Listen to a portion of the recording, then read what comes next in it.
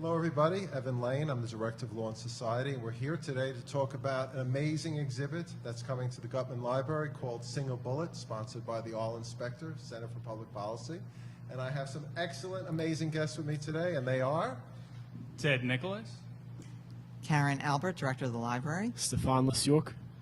And just so we know, Ted, what are you? Who are you? I am an architect major who just graduated.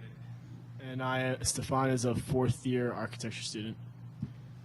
Karen, why don't you tell us how this all started? Okay, I think it started, I can remember when I was sitting in the office of Rob Skomaruka, who is a government relations and development person here at the university, and he mentioned there was a grant that he had gotten from the PNC Foundation, and it involved doing some kind of exhibit related to Arlen Specter and his work on the Warren Commission. So that's how I remember it beginning, and the next phase, I guess, was meeting with you, Evan, about the project. Actually, Karen was very, very nice. She edited an article of mine, on conspiracy theories in 9/11.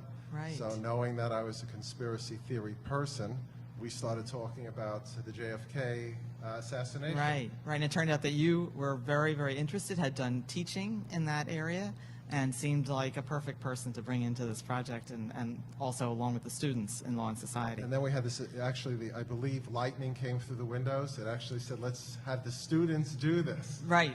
So I think I got a hold of Frank Baseman, and right. Frank said great.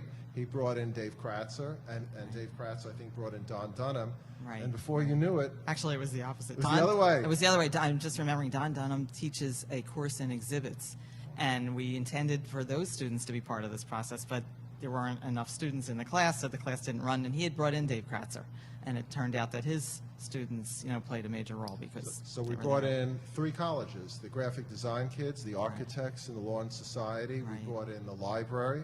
Right. And Design Center, and Sarah Design Moore. Center as well. So basically the whole university has worked on Right, this, except right. I think the PAs. Yeah, just about. I mean, one of the things we did early on, too, just to clarify, we actually looked into outsourcing the whole project.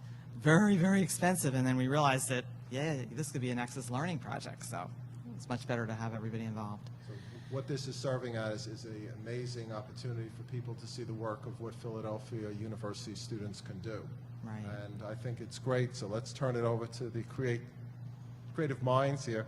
What did you work on, Ted? Well, I was working on the Lincoln Continental X100 limousine, which is a full-scale replica model of the limo that President Kennedy was actually assassinated in. Now, what we've done for that is we went on kind of a fact-finding mission. Right. There we go. Fine-facting as well. Fine-facting. Right. Fact-finding mission, and tried to put together all these different materials, what worked best, what didn't. We experimented with some fabrics, doing the whole thing in wood cladding, some other types of things in there. But what we actually settled on is kind of a Calder Circus take. Now, Calder Circus is a sculptor who does entire sculptures out of one single piece of steel, just bends it all around and all that. So basically the frame of the car is just one piece of steel that ties in to an actual wood frame that you can sit in, interact with, which is the part where you sit and you become Kennedy on the day of the assassination. So you're telling me not only is this a model, but it's a work of art. It is a work of art, fully operational as well. What did you work on? So when we got thrown into this project, I was part of the documentation group, and for us, we found it important not only to tell the story about the Kennedy assassination, but also how did this exhibit get put together, since we thought it was a story itself.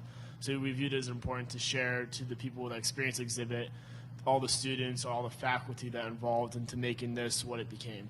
What's it like working with different majors? Law and Society, graphic arts, architecture. It was definitely interesting. It was, I guess, the epitome of Nexus Learning, the actual bringing together of all the colleges. So it was nice to have different viewpoints of not just architecture-minded people. It was nice to bring in other people who had different mindsets and let us view things from different perspectives.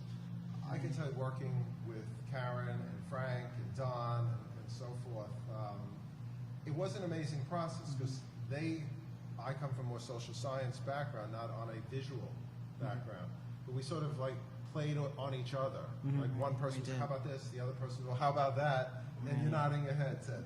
Yeah. It was a lot of back and forth throughout the Yes. whole process with the design aspects as well as the documentation, followed in with the graphics of the whole thing, and just to see how it all tied together at the end, it really shows what Nexus Learning is all about. Yeah, I mean, we really had a lot of animated conversations. We met a lot with Yes, the we groups, the students who were working on the project, including the graphic design and the architecture students, and then the, I guess, the adult component, which kind of acted as the client, and we would talk about what our thinking was. We also had a project manager, Liz Lewis, who is from the exhibit and museum world, and she had a lot of great insights into what, things. She was really good, things that could help us in, I'm remembering the car went through a lot of different iterations. We went about 8 iterations in Right. on that before we finally settled on one that worked. Right, right. What do you think the most enjoyable part of the exhibit will be for people coming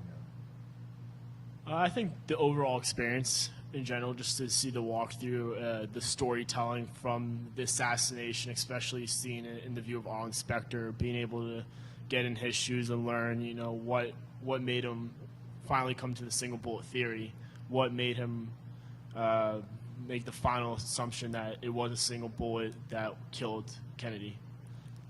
And by the way, it's a single bullet conclusion. We want to get that right. Otherwise, Mrs. Specter's going to come after us. In our dreams, definitely. What did you learn about the Kennedy assassination and Arlen Specter's role in figuring it out that you didn't know before?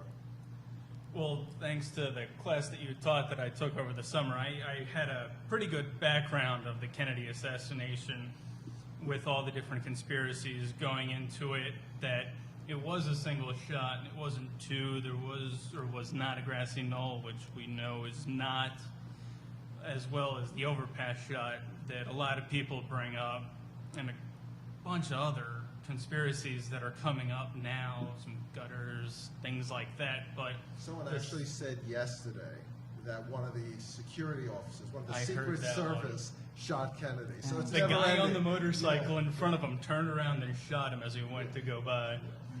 That's always a good one. But the truth of it is it was the single shot. It was the only way that it could have happened, the way that Governor Connolly was seated and the way that the president was with his back braced straight up. That's the only way that all this damage could have happened. Even if you line up the shots correctly, which we do in the car to kind of disprove these conspiracy theories, you can see that when it's straight on, they don't work either way. When it's off to the side and down, that's when it starts to come together, and that single shot does make sense as the only How possible. about you? Did you know? You didn't take my class. Did not take your class. What No. did you learn that you didn't know before? Just the amount of theories that are out there that people actually think that, like you said, the Secret Service shot him, the grassy knolls, that there's so many different theories out there that most people can't believe that it was the single bullet. I thought that was a little astonishing to me. Karen, let me ask you, what's Yeah. your favorite part of the exhibit? Oh my gosh, it's hard to say.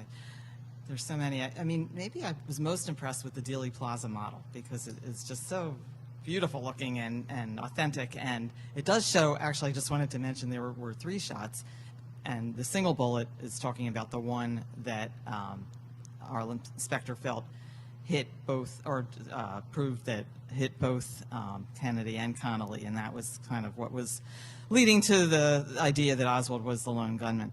And that's what the Dealey Plaza shows, the 3 shots. And also, I also just wanted to say that I think it's really great that our exhibit does show what Arlen Specter's thinking was, but we want people to take away from that. This is what he did, this is his investigation, which is kind of a very complex story to tell.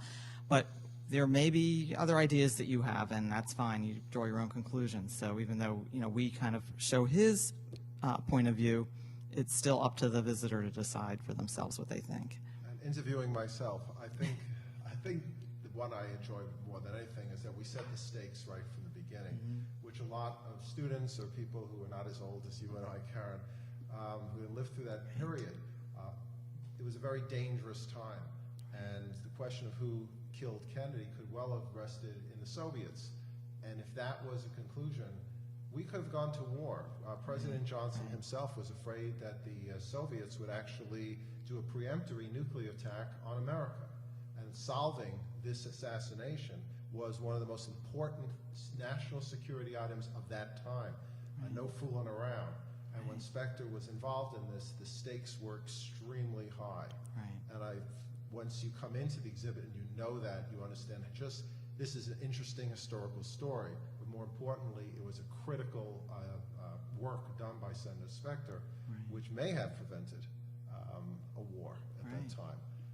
I can just say I loved working on it, and I want to thank everyone for coming today. Any final comments that you want to give a final comment? Come to the exhibit, right? Yeah. Come to the exhibit, experience everything that's there. You'll be put in the position of Kennedy as well as Oswald and be able to experience and see all of the different information that Arlen Specter accumulated to be able to prove his conclusion of the single bullet.